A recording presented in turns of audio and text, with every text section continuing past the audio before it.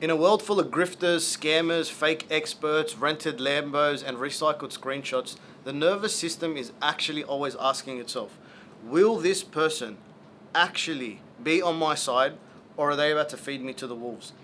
Trust itself is a non-negotiable. It's not something that's nice to have. Trust is the bridge between I want this and I'm willing to pay for this. Because the thing is, people don't buy products or services. They buy relief, they buy status, control, hope, or often a mix of things together. And relief could be like lifting something heavy, stress, uncertainty, bills, confusion, shame, whatever it is. Status is always where people want to feel upgraded, more respected, more impressive, more legit. Control, power, these things is what people will buy. And the best of them all is hope. Hope for a future that doesn't look like their present, because change is what people are looking at. Everything else is just features, modules, and deliverables. That is all packaging. And if you want to sell, you have to understand. For example, a skincare brand sells relief from having some type of feeling inside their heart, or the look of being insecure with all these pimples and stuff like this. Promotions themselves actually sell status, control over trajectory, and a relief from being overlooked. So once these boxes are ticked, once they're actually ticked, and logic then arrives without the clipboard. Good value and a smart choice becomes the only logical answer.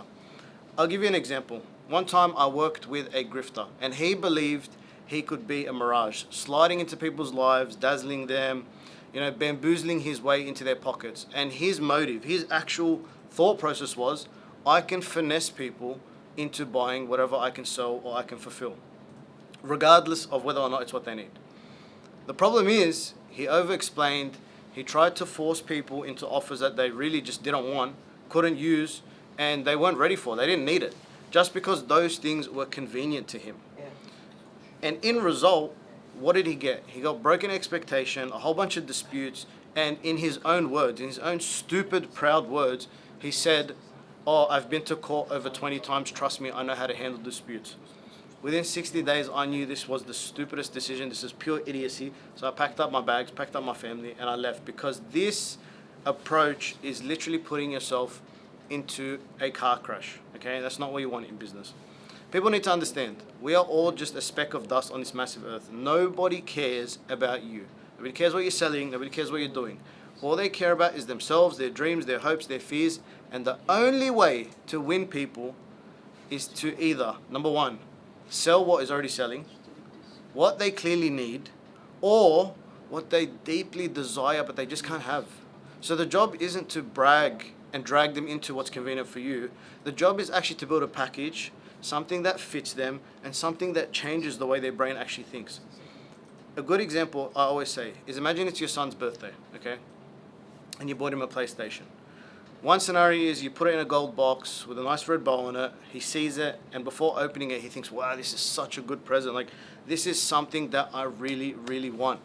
The gift was already pre-sold when I had it in a nice box. Now, the other scenario is if I give him the exact same PlayStation, but I put it in a brown paper bag. Imagine the difference of me walking up to him with a gold box or with a brown paper bag.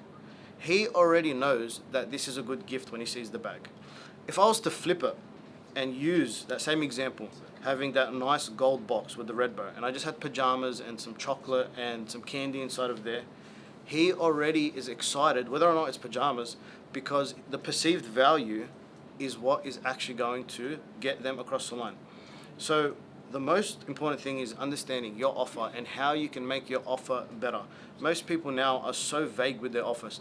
I'll grow your business. I'll get you more clients. This improves your health. It's so stupid. It does nothing. You need to change it and give people the expected outcome. For example, I'll double your qualified leads without increasing your ad spend. Or I'll help you hit 10K a month as a freelancer with only 3 to 5 clients, not 30. Or I can help you drop 10 kilos in 10 weeks. It must be specific enough. It must be big enough, and it must be believable so that the person actually understands. Because there's always someone who sits there and says, oh, I don't want to use these types of offers because people will know. For example, I only take 10 clients per quarter. People don't want to use this offer. Or I don't want deadlines. It feels too marketish. Or, get the results in 90 days. The reality check is whether you like this or not, it works. I know this from my experience. I've done this with 150 different businesses over 9 different countries. Why? Because the brain is wired to respond to this. Clear limits, real deadlines, and understand defined outcome. Not because people are stupid, but because attention and action are prioritized when something feels finite and time is limiting them. Look at the giants, for example, okay? And if you want to be successful, you look at the successful people. Apple runs limited time trade-ins, launch windows, while supplies last. All of these things get you to buy. Nike uses limited drops, collabs, time box campaigns, and they create lines and raffles and resale markets. And they're the biggest brands in the world. So why are you not using what they're doing? Everyone knows Apple and Nike will still sell products next year. Everyone knows more shoes and more devices are coming, and you still buy them.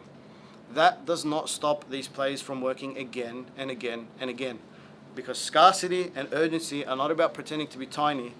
They're about respecting the buyer psychology. And this is the most important thing. If you understand this, people will move forward with whatever you're selling, no matter what. So if your capacity is 30 clients, saying we take 10 new clients per quarter for a particular program or whatever it is, it's not lying if you genuinely have an intake limit for that offer or for that cohort. Okay? It does not matter. The game is not, do I personally like scarcity? The game is fucking simple. Okay?